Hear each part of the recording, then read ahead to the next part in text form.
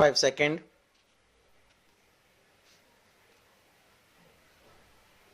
Start. The Prime Minister Shri Narendra Modi delivered his remarks at the start of the Genome India project via video message today.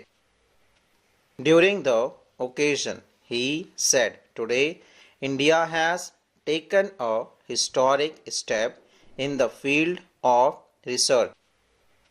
He added that the Genome India project was approved by 5 years ago and our scientists have diligently worked and completed the project despite the challenges posed by the COVID pandemic. Shri Modi remarked that more than 20 illustrious research institutions such as IIS, IITs, CSIR and DBT, BRIC have played a role in this research. He added that the data consisting of the genome sequences of 10,000 Indians was now available at the Indian Biological Data Center. Shri Modi expressed confidence that this project would prove to be a milestone in the field of biotechnology research and congratulated all the stakeholders involved in the project. Genome India project is an important milestone in the biotechnology revolution, exclaimed Shri Modi. He noted that this project has successfully created a diverse genetic resource by sequencing the genomes of 10,000 individuals from various populations. The Prime Minister noted that this data will now be available to scientists and researchers, aiding scholars in understanding India's genetic landscape. He emphasized that this information will greatly assist in policy making and planning for the country.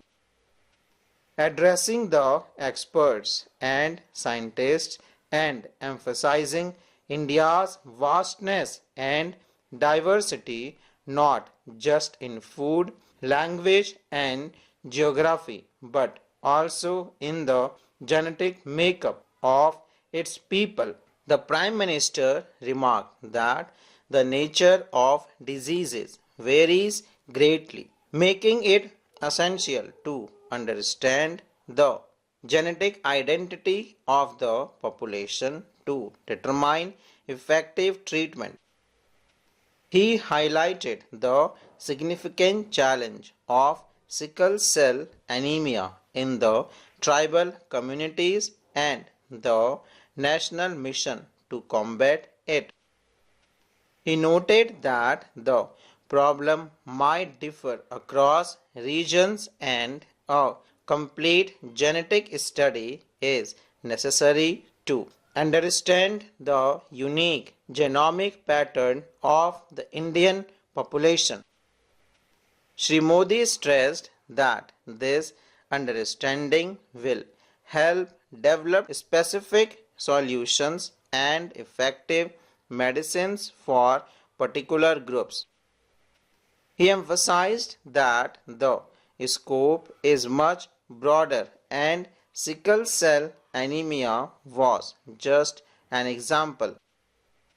The Prime Minister underlined there was lack of awareness in India about many genetic diseases that are passed from one generation to another, and the Genome India project would aid in developing effective treatments for all such diseases in India. The combination of biotechnology and biomass in the 21st century form a crucial foundation for a developed India as a bioeconomy, said Shri Modi. He remarked that the goal of the bioeconomy is the optimal use of natural resources, promotion of bio-based products and services, and creation of new employment opportunities in this sector. He added that the bioeconomy accelerates sustainable development and innovation. The Prime Minister was pleased to note that India's bioeconomy has grown rapidly over the past decade from $10 billion in 2014 to over $150 billion today. He highlighted that India is striving to elevate its bioeconomy to new heights and recently launched the Bio E3 policy, highlighting India's evolving role as a major pharma hub. The Prime Minister remarked that over the past decade, India had taken revolutionary steps in public healthcare, providing free treatment to millions of Indians, offering medicines at an 80% discount through Jan Aushadhi Kendras and building modern medical infrastructure. The Prime Minister emphasized that India's pharma ecosystem proved its strength during the COVID-19 pandemic. He noted that efforts are being made to establish a robust supply and value chain for drug manufacturing within India. He remarked that the Genome India project will further accelerate and energize these efforts. World is looking to India for solution to global problems, presenting both a responsibility and an opportunity for future generation, said Sri Modi. He remarked that India is building a vast research ecosystem with a strong focus on research and innovation at all levels of education over the past decade. More than 10,000 Atal Tinkering Labs are enabling students to conduct new experiments daily, said Shri Modi. He noted that hundreds of Atal incubation centers have been established across the country to support young innovators. He added that the PM Research Fellowship Scheme is also being implemented to support research during PhD studies, highlighting that the National Research Fund was created to promote multidisciplinary and international research. The Prime Minister said the Anushandhan National Research Foundation will support sectors such as science, engineering, environment, and health.